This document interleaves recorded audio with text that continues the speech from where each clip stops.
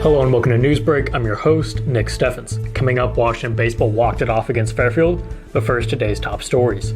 The Mount Pleasant Community Band carried on the tradition of outdoor music performances at Central Park, drawing a crowd of men, women, and children. Led by Community Band Director Adam Krager, the approximately 30 musicians played compositions by Carl King and other artists.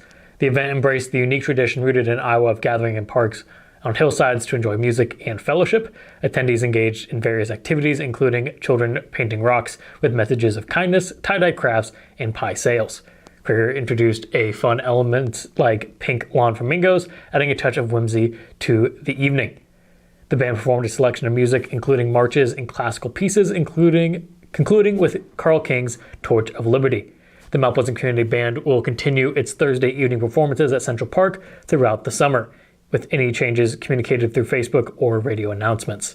Interested musicians can join the band for practices at Mount Pleasant Middle School on Tuesdays. Kelowna Day's festivities in Kelowna attracted residents, newcomers, and visitors from nearby areas. The event kicked off with the downtown Kelowna Night Market on Friday night, featuring local stores that stayed open late and vendors selling fresh produce, artwork, jewelry, and more. People strolled along the sidewalks, enjoying lemonade, beer, and conversations in the pleasant summer evening. Outside the Kelowna Brewing Company, groups gathered in horse-drawn wagon rides, while others got face paintings or intricate henna art. The KCTC lot offered live music, volleyball, and picnic tables, where families enjoyed food from various vendors. Saturday brought more family-friendly activities, including a water act, bounce houses, a parade, and pony rides. Both longtime residents like Holly Linz and her daughter Elena, newcomers like Rachel Vondrick, appreciated the traditions and entertainment provided by Kelowna Days. The festivities concluded on Friday night, but resumed the next morning with a fun run.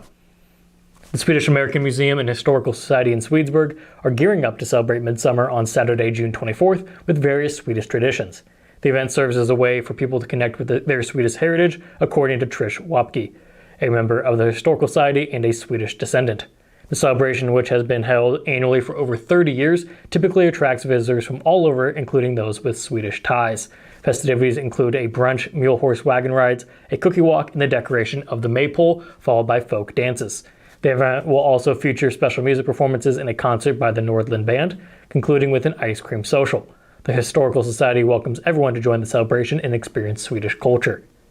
The Brighton community celebrated Whoopie Days over the weekend, showcasing their small-town pride and honoring veterans. The festivities included whoopie pies, parades, cornhole vendors, tractors, bounce houses, and music.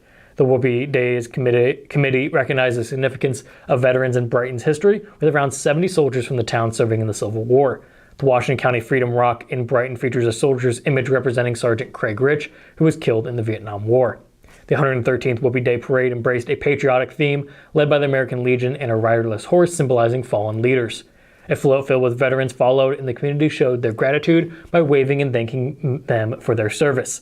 The festivities continue with various activities while maintaining the focus on honoring and respecting veterans. Kylie Miller from Saving Small Towns spoke about Civil War heroes from Brighton during the Brighton Homecoming event in the community center. We're going to take a quick break, and when we come back, we'll take a look at the weather and sports.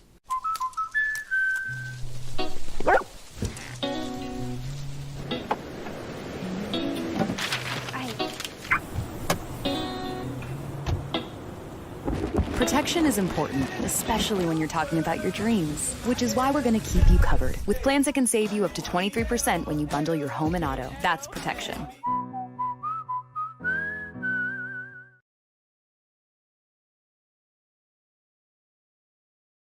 Bring the kids and share the memories from steam engines, antique cars and trucks, tractors, gas engines, and horses. Maybe your memories are of great food from the North Village to the Log Village, or learning how to square dance over at the Dance Barn. This is the place where memories are made. Make plans now to enjoy the history of the past at the 2023 Midwest Old Threshers Reunion, August 31st through September 4th in Mount Pleasant. Visit oldthreshers.com for more details. Unbelievable amount of devastation. I've never seen anything like it. We had a beautiful barn that was gone in 20 minutes. Farm Bureau stepped up right away and said, hey, we got you and we'll be there for you. We were taken care of. Now we could get on to repairing and rebuilding. I tell everybody about Farm Bureau. We're fortunate to say we have good coverage with good people doing it. Contact Farm Bureau agents Tony Starr and Mike Welcher in Mount Pleasant today. Hello and welcome back to Newsbreak. I'm your host, Nick Steffens. Coming up, we have your 5-day forecast, but first, obituaries. Terry Lane Patton of Fairfield passed away on June 14th at the age of 79.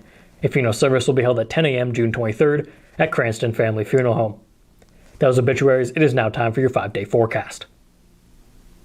Today, the weather is great with a high of 89 and mostly sunny skies. Temperatures will be in the 90s for the rest of the week with a high of 91 tomorrow with clear skies. Wednesday will be the warmest day of the week with a high of 92 and it'll be mostly sunny. On Thursday, it'll be 91 and mostly sunny again. And finally, on Friday, it'll be 91 and partly cloudy. We're going to take another quick break, and when we come back, we'll take a look at sports.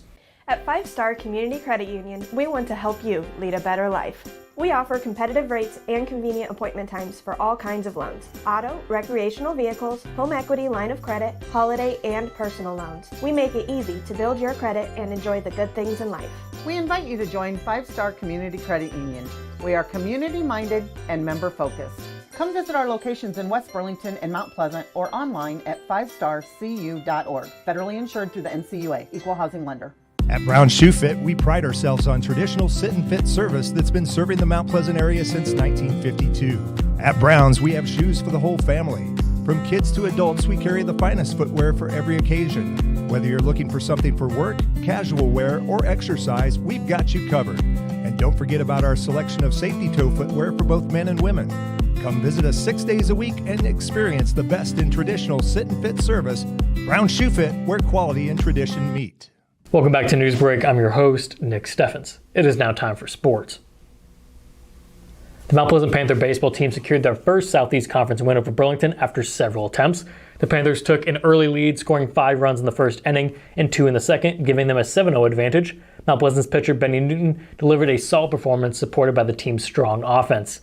Burlington managed to score a run in the third inning, but Mount Pleasant responded with an RBI single from Newton, extending their lead to 8-1.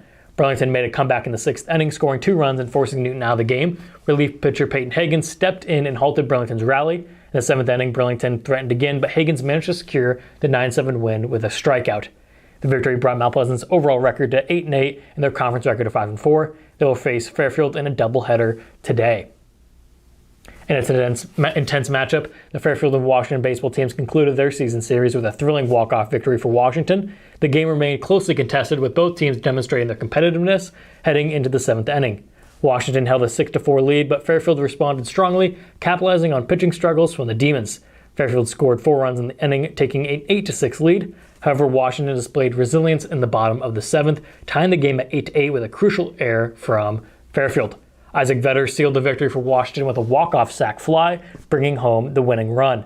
With this win, Washington improved to 4-12 overall and 4-5 in Southeast Conference play, while Fairfield's record now stands at 8-14 overall and 4-5 in SEC play. In a closely contested game, the Mount Pleasant softball team put up a strong fight against Burlington, but fell short in a 5-2 loss. Despite the defeat, the Panthers demonstrated their competitiveness, keeping the game close for much of the matchup. Burlington took a 2-0 lead in the 3rd inning, but Mount Pleasant responded with a run of their own to make it 2-1. However, the 5th inning proved to be challenging for Mount Pleasant once again, as Burlington scored 4 runs, including a 3-run home run. Although Mount Pleasant scored another run and threatened to add more, the Greyhound defense held strong. Emma Starr and Addison Clark contributed offensively for Mount Pleasant, while Ty Alter pitched for 0.1 innings. Mount Pleasant's overall record stands at 4-15, and they will face Fairfield in a doubleheader tonight. Fairfield softball gained redemption with a 10-3 victory over Washington after suffering losses in their previous meetings. The Trojans dominated early, scoring 6 runs in the first 2 innings while holding Washington scoreless. Catcher Lily Bergen played a pivotal role, going 4 for 5 with 4 RBIs, including a grand slam in the 2nd inning. Senior pitcher Cody Engel had a strong performance, allowing only 3 runs, one of which was earned, on 8 hits with 7 strikeouts. Washington struggled to generate offense but managed to score runs in the 4th and 5th innings. Fairfield extended their lead with 2 runs in both the 6th and 7th innings. Engel praised her team's resilience and credited their improvement. Olivia Hollander contributed 2 hits and 2 RBIs for Fairfield. The Trojans' record now stands at 7-9, while Washington falls to 14-10.